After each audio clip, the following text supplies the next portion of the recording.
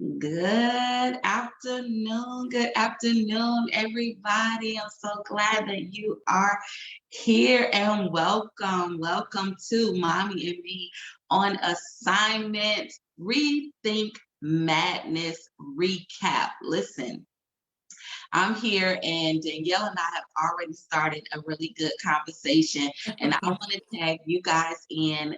Listen, this is Mommy and Me on assignment and we are recapping our Clubhouse from last night, which we meet every Monday at 7 p.m. in the Confident Woman Incubator Clubhouse.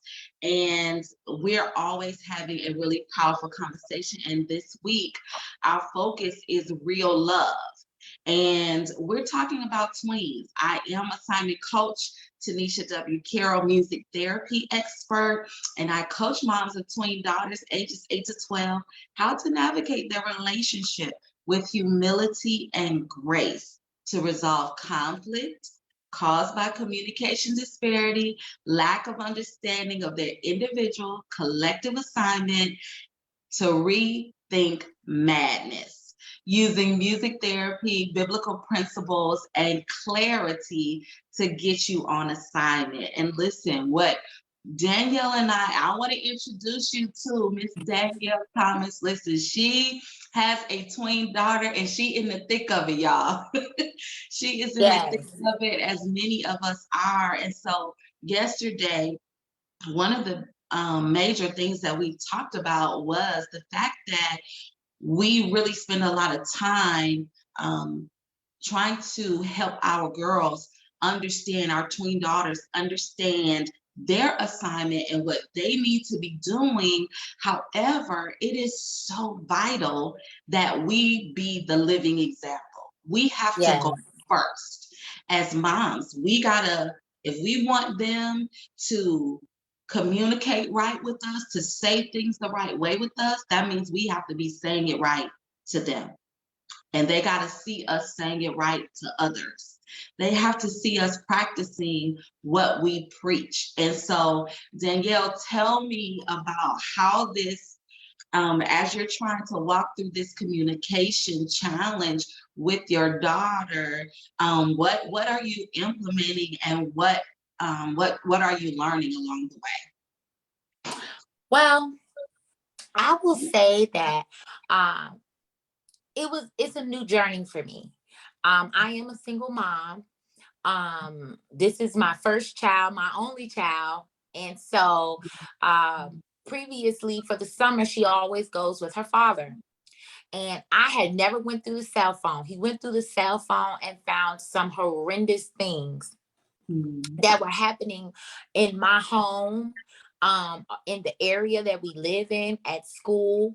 And I had a clue of some of the things, but not all of the things. And so, I put her on lockdown and I started doing what I thought to be right, which was my first instinct was, I'm gonna whoop you.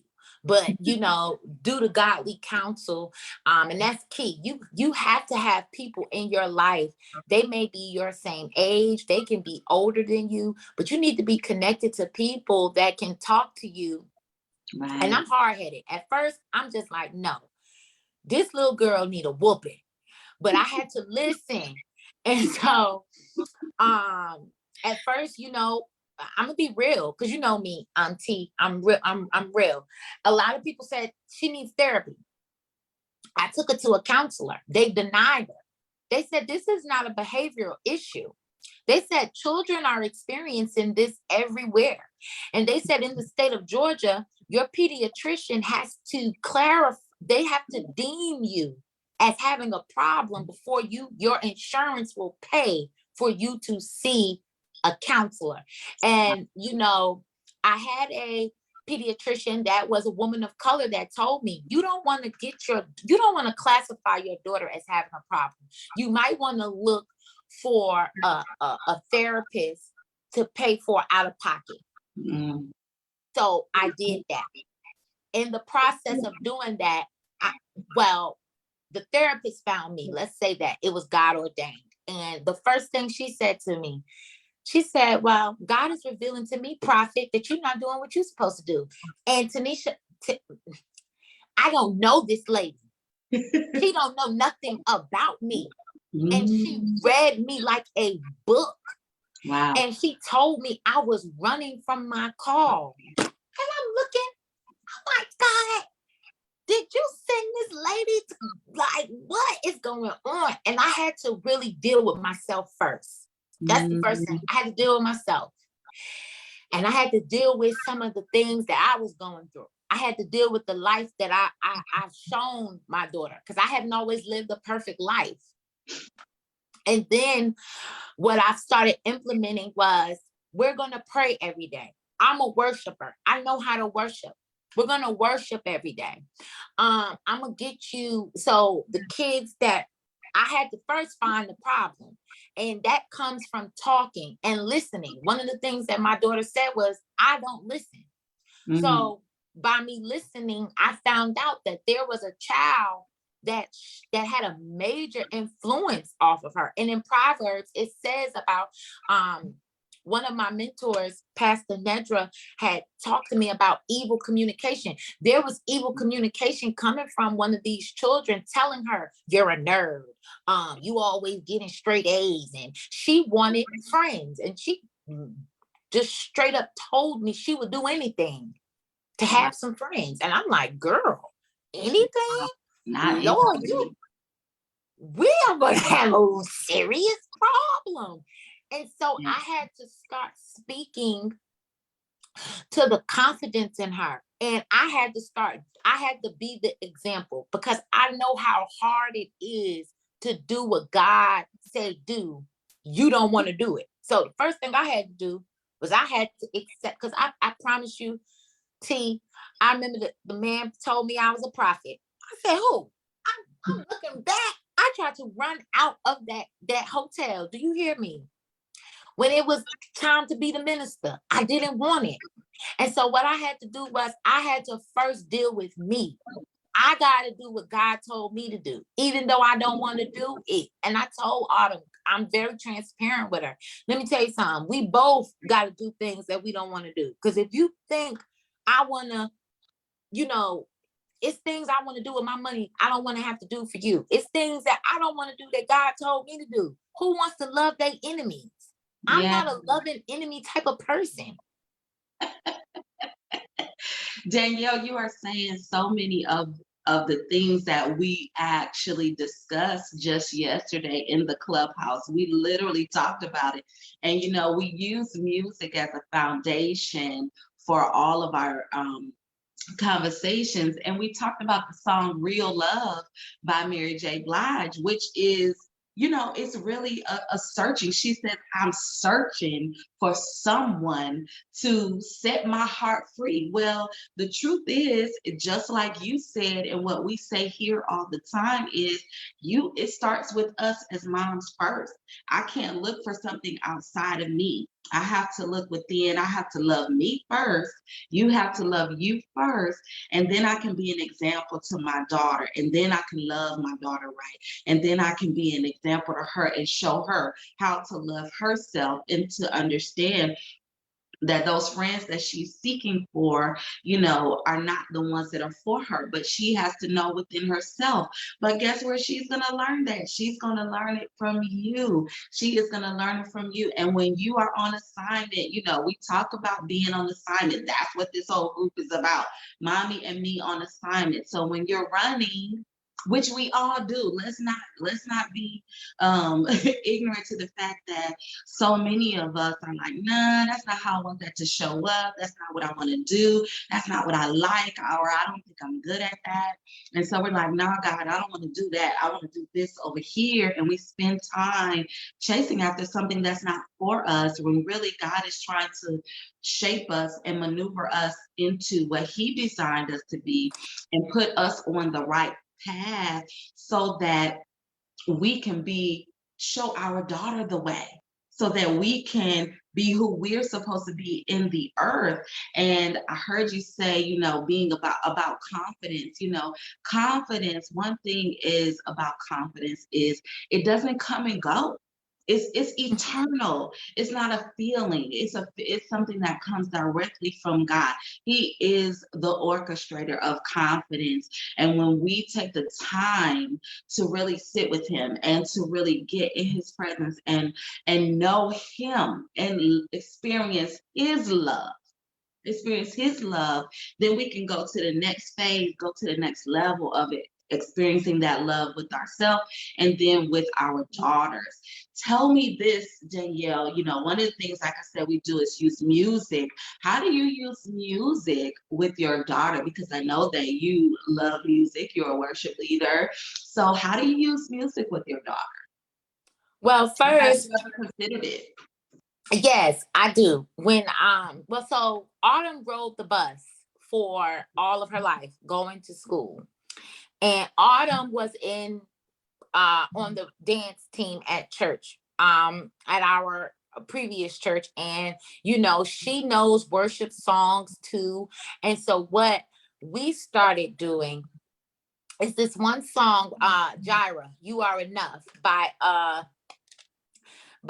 Chandler Moore, and I can't think of the other group. But so what I started doing was I realized that I'm gonna have to beat it into your head, not physically, but repetitiously. I'm gonna have to get you to understand, and I'm gotta do it for myself too. So what I started doing was I have our worship time where it's particular songs that I play over and over again.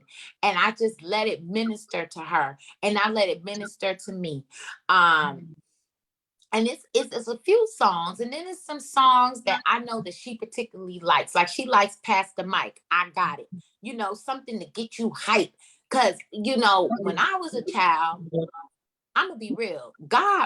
To me, God was boring. I'm like, look, these church folks ain't got no money. They look broke down. We can't have no fun. And I'm just like, that's not God. We have to show our youth what it is to be like that. You can be yourself and have a good time and have clean fun. Right. And so with the music that we listen to. Now, I'm not going, like I said, I'm real. In the car, I had to change up my playlist. I had to make sure that now we're not supposed to be listening to secular, and I wasn't listening to nothing highly negative, but I realized that everything plays a major part. And so what I had to do was I had to make sure I had to be strategic even about the certain songs that I was playing in the car, like not songs that I like, but what is going to minister to my child, what she's going through. Okay, you're going through peer pressure, so I need to play a song that lets you know that you are enough, that you can make decisions on your own. You're going through things that you don't want to be a nerd. Sometimes I had to pull up a podcast, or I would go on Clubhouse, and them ladies speaking in tongue, baby, come on and use your heavenly language. We're going to listen to some prayer this morning. And I had to just be very intentional because people will give you all types of advice for your children and what you need to do. But what I did was I went to the Father. God, look, I ain't got all this money to be running around town with these people. I need something that I can do. And God said, I gave you everything that you need. And one day I got on the prayer line, and I told Autumn, when they start speaking in tongues and you hear me speaking in tongues, you speak in tongues. Even in this car, this is what we're going to do. When we get home, we're going to worship. I had to go through the playlist on her phone. Yeah. This little girl had more turn up music than I did. I'm like, look at here. Delete this mess out because you can't be listening to this. And TikTok, let me tell you something about these iPhones. And I worked for Apple. I didn't even know you could, because I thought I had everything figured out. And I realized TikTok was teaching her some of the most nastiest things. Yeah. Lyrically, dancing. And I just had to get some positive music. And she would say, Mommy, I really like this song. And I would hear her singing the song and like engaging in the words. And at my church, Spirit and Truth, they had a Cope to Hope where the children had an opportunity to ask the therapist and the panelists questions. And one of the questions was, what do you do when your parent don't want to listen to nothing you say? And girl, I seen Autumn. I don't know if she was talking about me or her father, but she was like, yes, that's what I'm talking about. And I could have melted in the chair. I could have melted in the chair because I'm like, Lord. And I really had to start listening to what she likes, because I'm an 80s baby. We grew up where kids were seen and not heard. You did what you said. You did what you was told. Do as I say and not as I do, or catch this frying pan or this plastic bat or whatever. Like, that's the school I came from. So I had to lose me and listen to, Mommy, this is the type of music I like. Like, she likes Kanye West, Father I Stretch. So I had to start implementing, like, or I would give her the phone. Let's hear some positive songs. And even it's like Kate, it's this song called Roar. Some songs with positivity, because sometimes our girls, they want to be young. Girls want to have fun. She wanted to just do something. I told her it's nothing wrong with like a little dance, but now all of this and gyrating, no, we're not gonna do that. I even had to change some of the clothes I was wearing, because I had got to the place where, you know, my stomach got flat. I'm grown. I'm on date night. I want to wear a crop top.